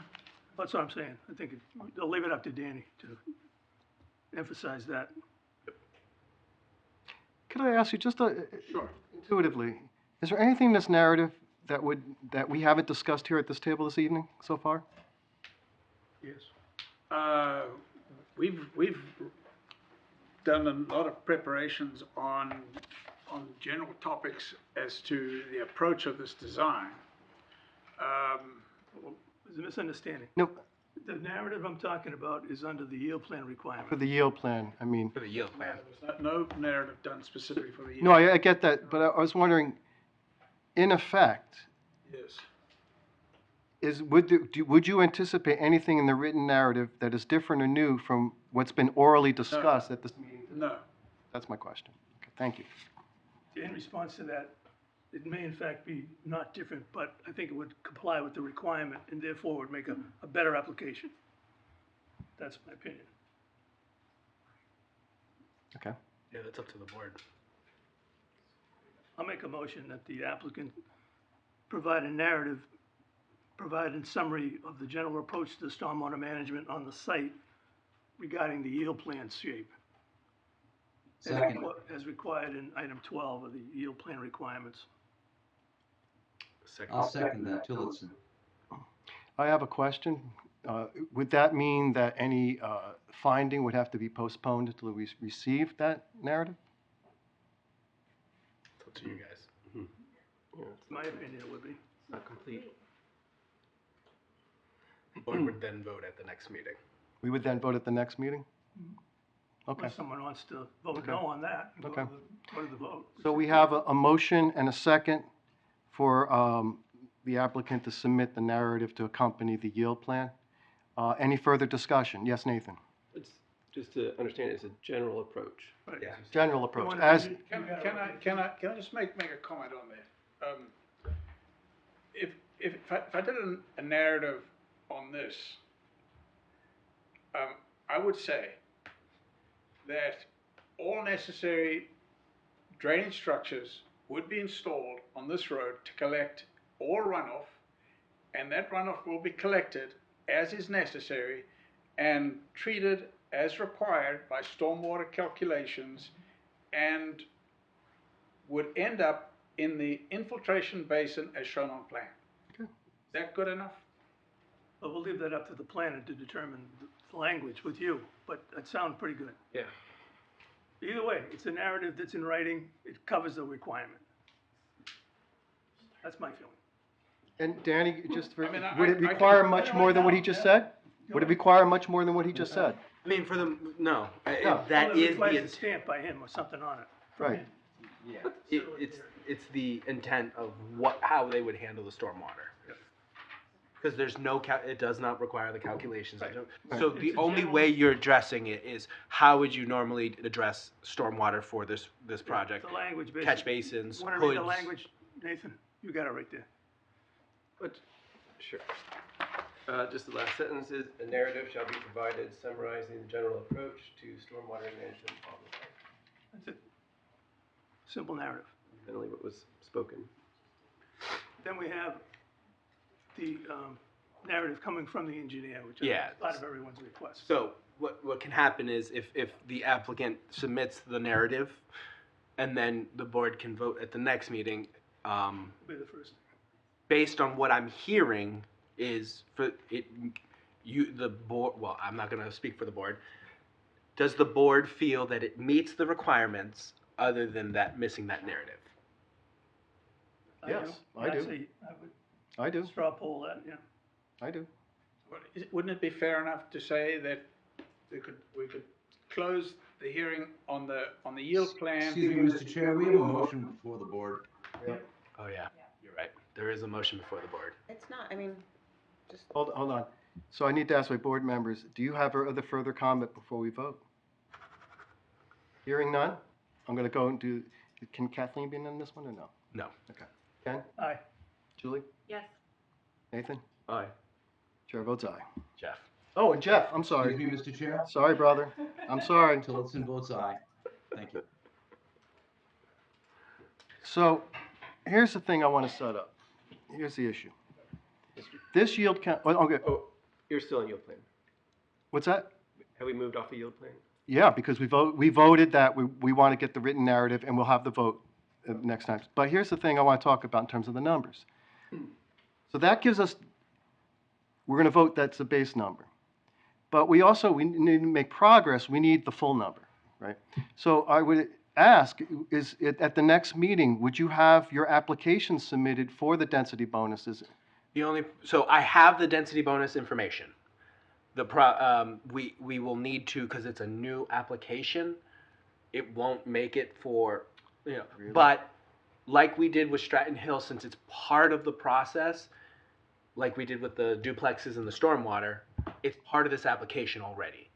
We just need to, most likely, because we have elections on May 13th, the next meeting would be May 27th, I believe. Let me just double check that. May 27th, that meeting, we can open the hearing for the density bonuses, but to formally open it. All right. So my confusion then is, how do we make deliberations on other aspects of this project without the unit count solidified first? So at the next meeting, you'll have to vote on the base unit. Right. And we can discuss the density bonus that they've submitted. Okay. Because it's part of the application already. We can discuss it? Yes. We will open a public hearing that will be combined, like we did with Stratton Hill. Okay. Because in that process, what we did was the duplex and the stormwater management permit was applied for later in the process after it was already submitted. And so that conversation can continue at the next meeting? Yes. Okay, that's important. Yes. But what will happen on the 27th, we'll formally open the public hearing on the density bonus special permit. It will then be combined with this hearing altogether, just like we did with Stratton Hill. Okay. So that's those special permits you have to advertise for that? No. Yeah, because the special permit requirement, there's in here for the density bonuses, it's a special permit. Yeah, right. Density bonuses are given by special permit at the discretion of the planning board, so they have to submit for that. They gave me everything in writing. The application will run in the papers. Okay. In the proper timing for the May 27th. What about the stormwater? Do we have to put that in with that at the same time? Stormwater's already been submitted for this application. Right, we So already let have me. it. It's open under this. Yeah. It's already so open. Under this is the major stormwater management permit, Yep. the inclusionary housing bylaw, Okay, got it. the OSRD/site plan review, and the special permit for the multifamily. Okay. All right. Okay, good. So we have 3 other items of business related to this application. Site visit. Yeah, why don't we do that one So first? one of the things I wanted to ask the applicant and the engineer is, for the site visit, could you stake out the center line of the road for us so that we have so that when we go out and visit, we have something visual to give us an anchor so we can understand its relation to the rest of the site? Would that be doable? That's Well, when would we be doing the site visit? yeah. It would depend on when. Depend on when you could get it staked out. We want to give you enough time to stake it. Next week, maybe, not this. Not this week, the following week. So typically, we've been doing them on Thursday mornings at 8. So if they would need it next week, so the 24th? Yeah, so we're looking at April 24th, April. and that's a Thursday? Yep, that is a Thursday. So we're looking at Thursday, April 24th, 8 a.m.? Mhm. 8 a.m.? How's that sound to the applicant and engineer? Is that acceptable to you? And the rest of the board? I don't think I can do that, but that's okay. Okay. Nathan? Jeff? I'm available. Okay. Ken? Okay, great. So it looks like we're solid for Thursday, April 24th at 8 a.m. for the site visit. Okay, good. Can the public go? That's up to the applicant because it's private property. That we could talk about, I'm not sure, because actually the Hudlins still own that portion of the land, so I'd have to get, I think, permission from them. Okay, that's fair enough. I want to acknowledge a person, yes, ma'am. Yeah, me. Julianne Govan, 34 Groton Harvard. If anyone would like to walk on my property to watch over and see what might be happening, you are more than welcome on my property. Thank you, Julianne. Good. So site visit set up. Yes. We're good. So we also have an RFP plus 2 responses to the RFP for the review, third-party independent review of the traffic study that's been submitted to us. Yes. And talking to Danny, there were, we asked 3 parties to participate in the RFP process. We got 2 back, and apparently the third one, despite frequent contact, has not gotten back to us. But I believe that of these, there is one that you like and you would recommend to us? So we've used Green International. We got 2 back from Niche Engineering, Green International, and we had gone out to VHB as well. Didn't hear back from VHB. Niche Engineering provided and Green International provided. We've used Green International on other projects. They did the peer review for Stratton Hill. They did. They did the peer review for Ayer Solar 2. So we have used them before. They have traffic engineering, civil engineering. They have all types of engineering within their firm. So based on my review, the Green International would be the best one to go with. If something for you, the board needs to consider would be if we do end up going out to a third-party review for the stormwater, we would want to have the same person do this both as well. Oh, would just you? so that they're combined and it's easiest. They Oh. also have, they can also do stormwater because they did it on Stratton Hill and with Ayer Solar 2. So you would ask us then to come to an agreement about issuing a contract for Green for both, or? No, so initially just for the traffic. Let's start with the traffic. Because if after the traffic study, once we decide that, and we discuss the stormwater, and the board feels that the third stormwater also should have a third-party review, then I would reach out to the DPW and have them give us a scope of work of what should be reviewed. I would then put that in. We would put that together as an RFP, send that and send that over to Green, so that they would then be able to give us a price on that. Okay. Are you looking, would we need a motion to authorize you to contract with Green for the traffic study? Yes. All right, so. Discussion first. Mr. Chair? Not a traffic study. Yeah, Ken's going to go for Impact.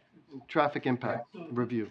Will you give give the public a little bit further clarification, if you would, on what we're doing here? So a traffic impact study is, and so everyone knows, it is, we have it set up on the website up here. So if you go under our current projects, you'll see a little line item up here that says traffic study. So when you click into that, you'll find a very large document which talks about level of service, the counts of traffic currently existing versus build out. There's a very, very large inventory of information in this. That is not my expertise. It's not the DPW's expertise, which is why we're going out to a third-party reviewer who has an expertise on this. What a traffic study basically does is it will give it will review the applicant's traffic impact study, which they've submitted, and they will provide comments on that, whether if they find any inadequacies, any deviations that they find that don't go along with the standards for traffic studies. Within that traffic study, there will be a lot of discussion about how many car trips per day, what the impacts are for the roads that currently exist, how would they compare to full build out, current from existing to full build out. There's other impacts that they put in there, discussing like full 7-year build outs, if there wasn't even development there, but just in general in the area. So a lot of this information is definitely is not something that I would say I'm an expert in. So what our third party reviewer is, they would review all that information for us. And the difference here for this is they're independent from the town, independent from the applicant, but the applicant is responsible to pay for them. That is that's what the 53G account is for under the state law.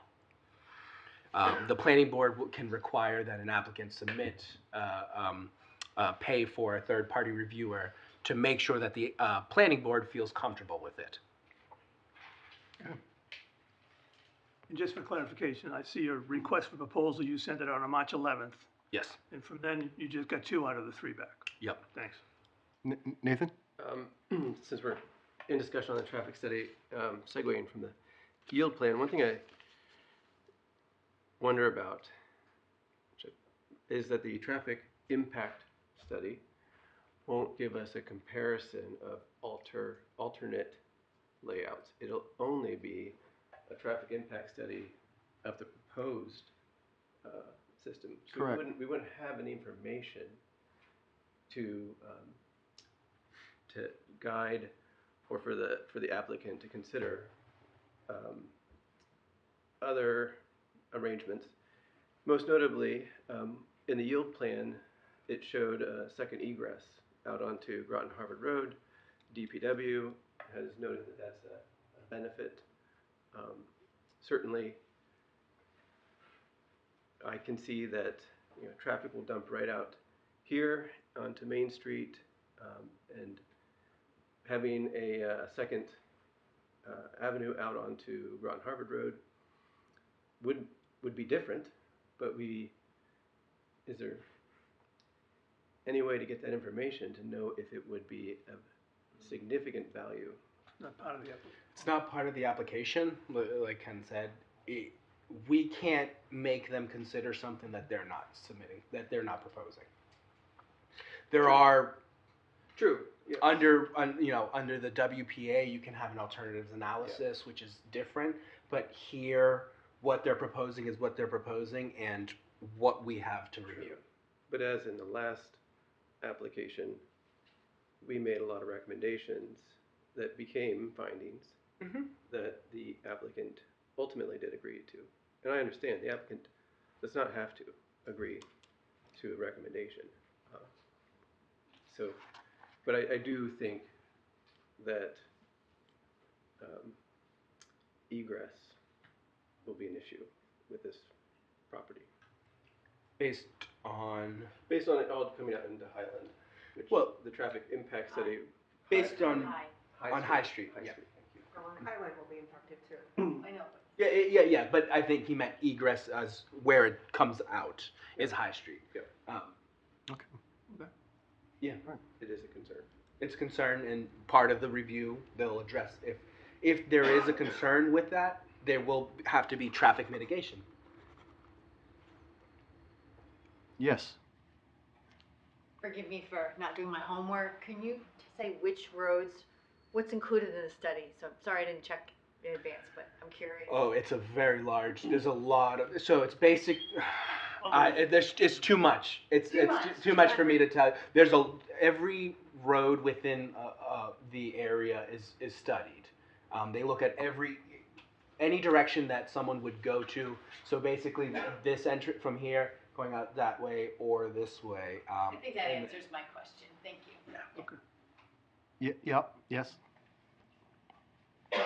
I had previously submitted concerns on the traffic study that have been already submitted, and I'm wondering if they will be taken into account, because we as neighbors know things that a standard generic traffic study would not realize or not notice. And I'm talking about things like they looked at just 8 to 9 o'clock for the morning rush hour. That is not reality. So I understand that, but there are standards that we have to, there's traffic standards that are set forth through state law through review. There's guidelines that we have to follow. There's TIA standards, and So they're not looking at reality again? that's not what I'm saying. No, he's No. That don't put words in my mouth. What I'm stating is, they studied the existing conditions with traffic counts. They had people. They'll go have people sitting out there watching how many people go up and down speeds. Takes all that into account. It's in the traffic study. That gets reviewed by the peer reviewer. If they feel that additional traffic counts needed, if more information is needed, they will then tell us. But they can only require what's within the standards that are set forth. And the standards are 8 to 9? No, there's peak rush hours. There's 6. It's usually 7 to 9 a.m. Then there's the midday, which is 11 to 1, and then there's a range from 4 to 6. So they look at all these different peak hours, but they look at all 24 hours. The study is very large and extensive, and the peer reviewer will be able to do a better job than I can. And I also just wanted to ask, can this narrative that you've requested, is that going to be available along with the calculations for us to review? So there's no calculations. There's going to be a narrative. Just a narrative. That's what it says. The bylaw says that no calculations are required. So how will, okay, I won't go there. Okay, All right, we have a motion? for what? No, we didn't have a motion. We were just. No, I know, I'm saying, should we, are we ready to make a decision on this green study? Yeah. So the green is, so on that one, as you see, there is an RFP that I sent out of what we wanted to have looked at. Yep. So, and within it is the traffic study, the site plans, and making sure that they conform to our zoning bylaws, section 9.1 through 9.1.5, 9.1.7, and 1 through 9.1.9. Also, our site plan regulations, sections 4E through F, including roadway geometry, parking, site circulation, delivery truck, loading, unloading, truck and emergency vehicle access, pedestrian, bicycle access, safety, and site distances. And then the next one was recommendations on off-site improvements. So within theirs, they also have proposed ones, and the peer reviewer will look at those and provide if there's any additional ones that they may need. Coordination with the applicant and the staff, so that would be with myself and the applicant and their engineer, and as well as providing participation at one of the meetings and maybe more. So I have participation at one coordination meeting with the planner, the DPW, building commissioner, town engineer, police chief, and fire chief. The attending 3 planning board meetings, as well as providing 1 initial review letter and 1 final follow-up review letter. If we exceed this, we can always have them provide us an amendment to add on to this if we exceed any of those. So the Green International, theirs came back at 8,260, and Niche came back as 22,000? 22,000.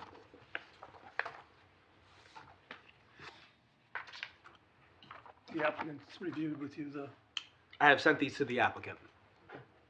any comments from the applicant?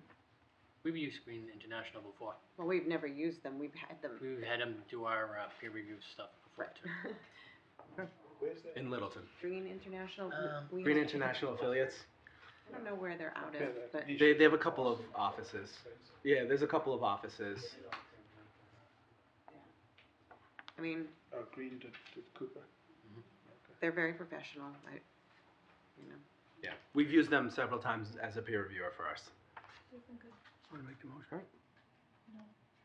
I'd like to make a motion that the board authorize the town planner to negotiate a contract with Green International to fulfill the traffic impact review.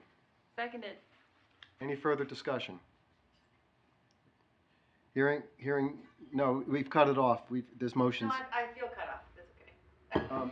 Ken? Aye. Julie? Yes. Nathan? Aye. Jeff? Aye. Chair votes aye. Next item on the table Is is stormwater. is the stormwater, and I believe what's under consideration is we can have the stormwater submission reviewed exclusively by our own DP. Now, they're gonna review it either way. Yeah, so DPW has already And in reviewed fact, it. they've already reviewed it. So the question before us is, do we wish to rest with the DPW review, or do we wish to have a third-party, independent third-party review of the ultimate, of the stormwater plan? That's what's on the table.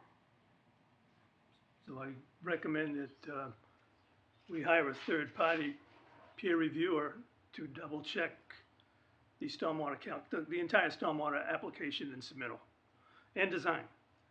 And I just want to make another note. DPW has offered to us that they would help us construct the scope for any engagement of a third party. So they would not be cut out. They'd be actively engaged in helping us make sure that we have the right proposal for this contract. So what we're doing tonight basically is authorizing Danny and DPW to work together on the RFP. Exactly. So to put together a document that Yep. can be priced by peer reviewers. Correct. Yes. That's gonna take a few weeks, maybe at some point. So, putting together the document, I mean, maybe a week at most, and then sending it out. So hopefully we should be able to discuss this at the May meeting, Okay, good. at least the peer review portion of it. Nathan, do you have a comment? I guess I do want to understand the benefit. Is the benefit that this is a parcel with steep slopes and rocky impervious surfaces, and therefore we want to take us? What is the real benefit So- of having, Matt, who's done a great rain garden for us already, and other things, I'm sure, have somebody else have a second set of eyes on it. Oh, So, Mr. Chair, Yeah, Jeff, you want to weigh in? if I may. Yeah, I come out very strongly on behalf of getting a third-party review on the stormwater. This is a challenging piece of property. It's a steep slope property. Mr. King just mentioned many of the issues of it, and I do know, just from the residents who currently live there, what they've shared with us, that water does seem to be an issue in their lives now. And I don't think we can go, I think we should do whatever we can to really, really look at the stormwater hard and make sure it doesn't become it doesn't have a negative impact on the area around the project. Yeah, I'd like to say that the other, oh, sorry. Can I allow Mrs. Field to? I just wanted to say, as an applicant, I would recommend it, I would appreciate it being reviewed, because I just think it's such a concern for the surrounding neighbors. Like, I would love for a third unrelated party to, make additional recommendations if that's what they want to do. Thank you. Ken, did you? I was also thinking, and I mentioned this at the last meeting, that I'd rather take the liability away from the review of the DPW. I'm not just limiting their qualifications. I know their qualifications are excellent. But in this particular case, as was just mentioned by everybody else, it's worth another look. Okay. The other question that I have, again, for the chairman and for the applicant, is the tiny changes that were made here in the layout, and I use the word tiny because I don't think they're substantial. They will not, will they affect the stormwater application that's been put in before us now? Every plan and stormwater calculation is Has being been updated? revised to Okay. match that plan. That was my concern, thank you. Okay, good. Any more discussion? Any comments from the public regarding stormwater study? Stormwater. Yes, Lori? I would just want to make sure that the stormwater also includes climate change issues, increased storm capacity, and all those issues well into the future, especially considering that this system is going to be owned by the HOA that takes care of that, and they're not going to have expertise, so we don't want the burden to be by the homeowners. So I appreciate the stormwater. I appreciate your willingness to have this done and your support for it. So, I can't speak to the specifics on if climate change is, I'm assuming it is taken into account. They're gonna follow our storm management bylaw. and the stormwater standards set forth through DEP. That's what will be reviewed and considered.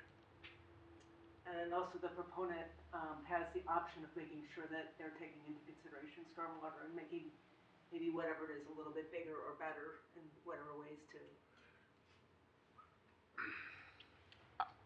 I'm just gonna say that they have to meet the stormwater standards set forth by the state. By the town. And by the town, yes. The town of. Which is Our stricter. bylaw is more strict than the state's. Correct. Right. Do I have a motion? Sure, I move that we Authorize. authorize Danny and his team to write up an RFP for third-party review of the stormwater management for the Lincoln Hills project. Second. And we have a second. Any further discussion? Hearing none. Ken? Aye. Julie? Yes. Nathan? Aye. Jeff? Aye. Chair votes aye. Okay, good. Continuation of the public hearing? Let me just set for what's Beautiful. gonna be at the next meeting. Excellent idea. So at the next meeting, the first thing that we'll do is make the vote on the yield plan. We will then we will start the discussion on the density bonus information. And depending on if the applicant has enough time to get all the the revisions and the comments into us, we could possibly then also address that. I will be able to give the board an update on where we are with the traffic study, get that sent out to Green, and then I think at the May meeting we can do votes on the density bonus and have an extensive discussion on the traffic study. Okay. Sounds like a plan. Okay, right. To be clear, the 22nd of April. Yeah, so 22nd of April, we'll discuss the yield plan, the initial submission of the density bonus information, and update the board on the traffic study information, where we are with that, as well as give you an update on where we are with the RFP for the stormwater. And I think if the applicant has the time to be able to get us the information from the revisions, we'll be able to discuss that. I think I made a mistake. So today's the 8th, next week Yep. is the 16th. Is there any chance we could do the walk on the 18th? Because I meant next week, not, because if we wait till the 24th, it'd be after the next meeting. Wouldn't you ideally want to have the walk before the next meeting? I don't think it's that. Okay. It's not necessary. I mean, the sidewalk, most of us have seen the site, but it's Okay. just good to, I mean, we can have it, and discuss. Whatever this- works. Yeah. I missed a week when. Yeah, no, I thought when you said next week, I thought you meant like the 17th would by then you would be maybe having to get it done. So that's why I said push it off to the 24th. Okay, fair enough. Okay. Motion for continuance, right? Make a motion that we continue the public hearing for 0 High Street 38 Groton Harbor Road to our next planning board meeting on April 22nd. April 22nd. Seconded. Any discussion?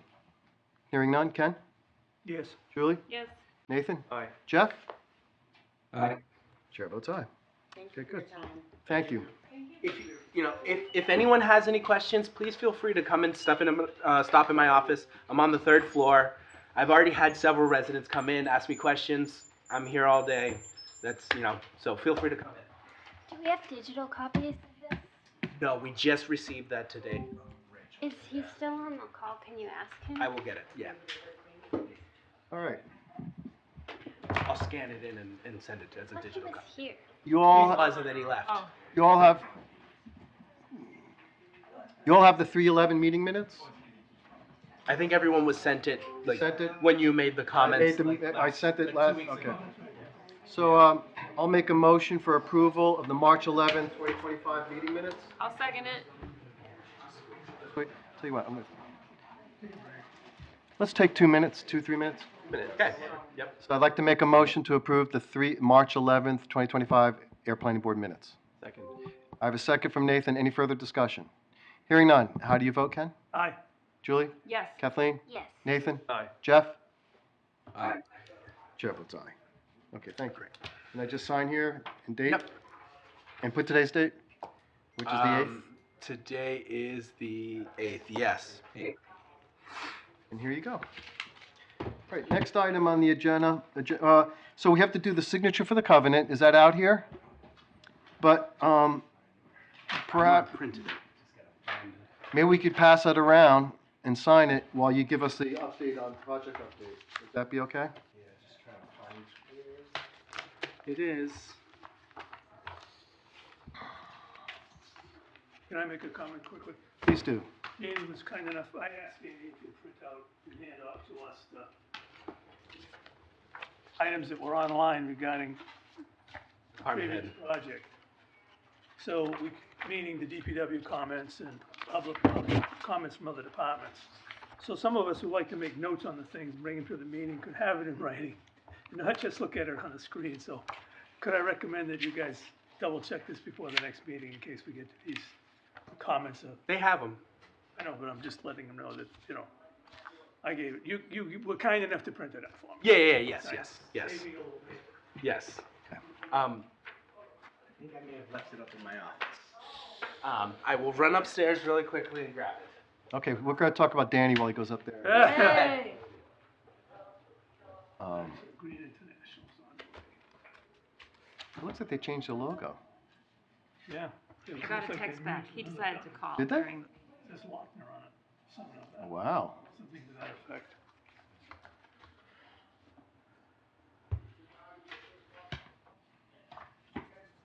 How's biz, Nathan?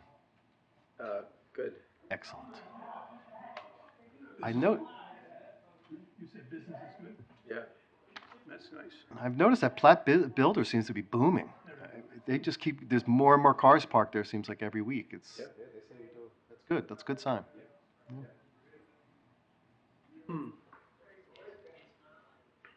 How the boys doing? They are good.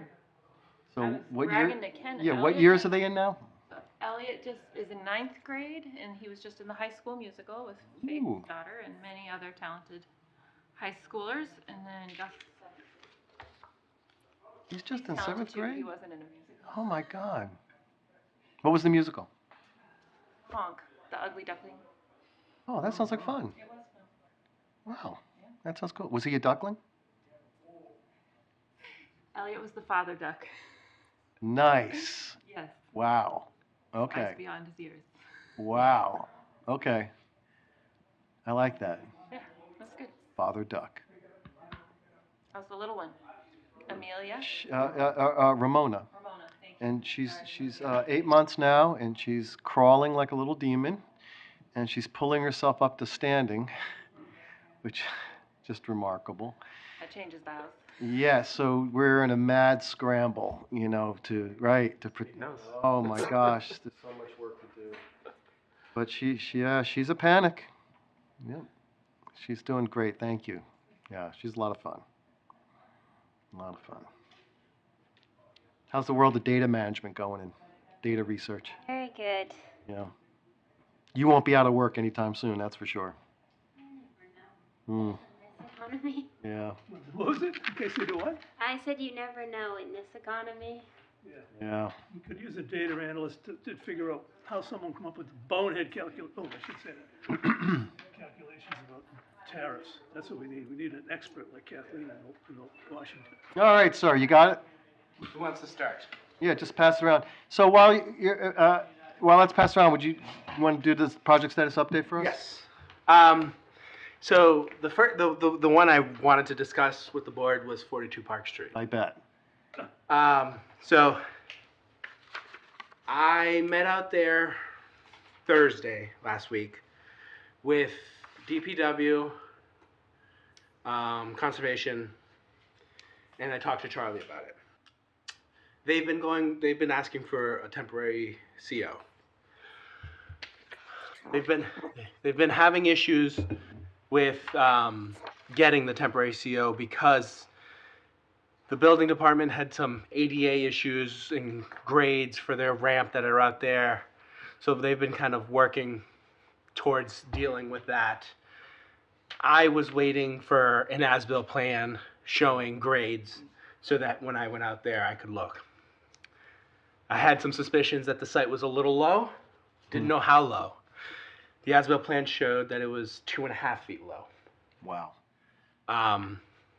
There were it was due to the foundation height being changed, and so a retaining wall was installed there. There were some other additional changes that had happened that I would characterize as not minor. And due to that, I required that we met out on site with their engineer, the developer, and discuss how we were going to address it. We had some major concerns. After meeting out on site, we here, let me show you guys just what exactly. Those are key words, major and minor. Does that mean it has to come back to the board, or you determine? I have not determined that yet. It's going to depend on what they propose as how they address it. Oh. That's really going to see is if they need to make any major changes from that to address the stormwater issues and stuff like that, then yes, they may need to come back. But it's gonna depend. It's really gonna just depend on that. I don't know. We'll see. They have to currently go to Conservation Commission on Thursday due to the fact that they paved 3 feet too close into the buffer, so closer than what they had originally been approved for their plans. So now they have to go to Conservation on Thursday, and that is, it's really they're gonna determine what needs to be done with that additional pavement. There is an increase on the amount of pavement on site, which I needed them to address on whether or not the stormwater system could handle the changes. Based on that, based on the information that they have there, I think someone forgot something. My discussions with them, they think that they can address the stormwater properly. Let me show you guys this. So this is the approved plan laid over the as-built. So if you see over here, this was changed. They kind of expanded the pavement over here because of the ADA thing that they had kind of changed. So they needed to meet the 20 feet wide here. The ramps. Yeah, the There were ramps. no ramps, that pushed the whole project up. Yeah, they installed the ramp 16 inches too high. Not surprised. So they needed to meet the 20 feet wide to get, the fire truck in and out of there. This grade right here on this road, on this hill right here, is too steep. So they have to address that. If you see this line right here, that's the edge of pavement. What was approved is this. So this brings me to the question I asked you the other day. That is a Cape Cod berm that's shown there. There's no berm out there yet. I know, but it's shown there. Yes. Required. Yes. That's what I'm getting at. Okay. Yes. Yeah. So there is a chance they could put the berm in the right place. yes. Oh, yes. And that's what it's going to come down to is showing me that they can meet it. This is the as-built edge of pavement? Yeah. And it belongs here. Yeah. And that's the pad they show us. Yep. Which is now shown here. So. And they built it there. They built it That's here. where it is right Yep. now. It's built here. So also the catch basin here is in the center of the driveway, not on the edge where it was approved. Should have been over here. This catch basin is supposed to be over here in the corner. Right, I remember that. In the corner, yeah. Yeah, and it's not. So, I met out there with their new paver. Their old paver is the one who did this. I will just say it was probably one of the worst paving jobs I've ever seen. This new paver can address it. I've talked with him. He knows what he's doing. He's a pro? He's a pro. From a reputable Yes. company? I am not worried about him. We met out there with Matt, Justin, and everyone just to discuss how are you going to address this. And based on our discussions in the field, he has ways that he can address this, but first they need to get through conservation. So what's going to happen is once they go, so on Thursday, what I think is going to end up happening is they're going to have to rip out all the excess pavement and just meet what's out there and meet what was approved. That's what I think ends up happening. They have proposed some options to Heather, 3 different options, but conservation will That's their deal business. with that. That's that. Okay. Once conservation determines whatever it is they're going to do, I will then at that point sign off on the temporary CO, which is just for the salon.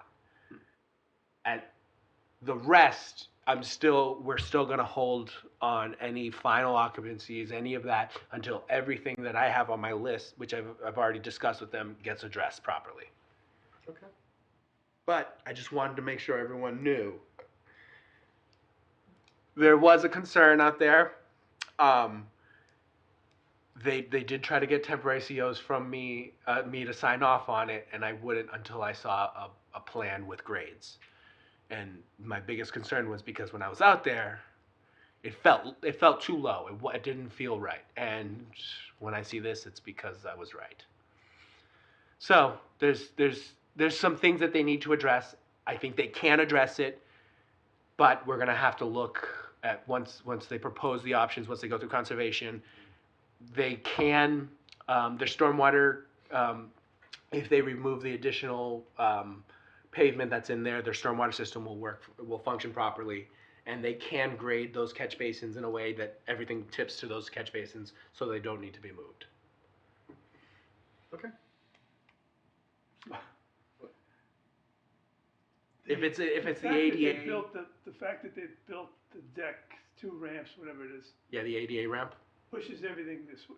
yeah, The cross-hatching that's there, that's as-built, that's the Yeah, way that's it's the painted, as-built. that's the way it's painted right now. yeah, that's how it's painted right now. So it looks like the next dimension is 20 feet off to the wrong part of the paving, it's out too far. So are we saying if we put in the berm, we go under 20 feet? No, so what they're going to keep that change. That change is going to keep because they have to for the fire department. That is required for the fire department. So that I wouldn't consider that I wouldn't consider a major change. My issue up here, I don't have an issue really up here. My issue's all down here. All right. All right. Thank you. Do they have to put a hydrant in the back someplace that was on the plan? I don't believe so. I'll confirm, but I don't believe so. No. I believe the building's sprinkled because it's over the square footage. It's a commercial building and it's residential, so it's already got to have that.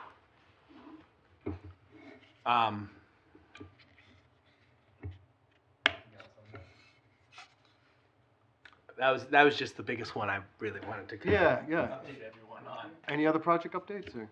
No, there's so 91 Groton Harvard Road.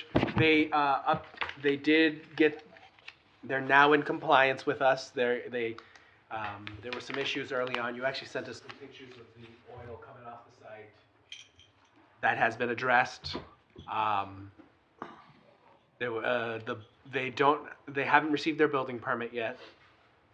Haven't? No. Oh my goodness. Yeah, I know. wonder why they stopped. Yeah. Charlie. Oh my goodness. Yeah, Charlie stopped them. Oh my goodness. Yeah. I didn't realize that They there didn't hadn't have been a a NIPD's permit. They have it now. They didn't have the SWIP inspections being done. They are having them now. There was a lot of stuff that had started without anyone knowing. Charlie, saw them and stopped everything, and that's where we got involved. That was about a month ago, or maybe more, month and a half ago. Okay, that's great. Yeah. Anything else? I'm trying to think. Nasoya should be starting construction again soon. Okay. They've been going on with SWIP inspections. I've been receiving them weekly, so that's still been going on. Panther Place, I'm receiving SWIP inspections, but they're not really doing much right now, and they're going pretty slowly right now. You know, they have one on the market right now for 900. Probably the best indicator of the economy is gonna be him, Yes. who really pays attention. Yep. Oh, boy. Trying to think of anything else. In the future, if there's anything on the fire department, could you bring that up in the future? Ooh, I'm sorry? The old fire department. Oh, the old yes, fire bill. Oh, yes. right. In the future. No. So I actually, 14, I can okay, yeah, I got you. update you guys on that actually. So there's been, we have been contacted by Seal Harbor. They want to sit down and discuss the project and what they want to do moving forward. I'm not sure if everyone knows, but the state just passed a law extending all permits that were approved during COVID, an additional 2 years. I did not know that. Yeah, so all permits, any special permit, site plan, anything has been extended an additional 2 years. So their permit, which was going to be running out this month, actually in 10 days, has been extended. It's extended out to another additional 2 years. So we'll see them in 2 years. We've had discussions that they want to meet soon. I mean, we were told.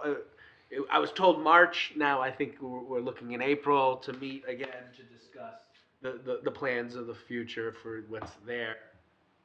But there's potential for a modification, is what they've been discussing. Sure.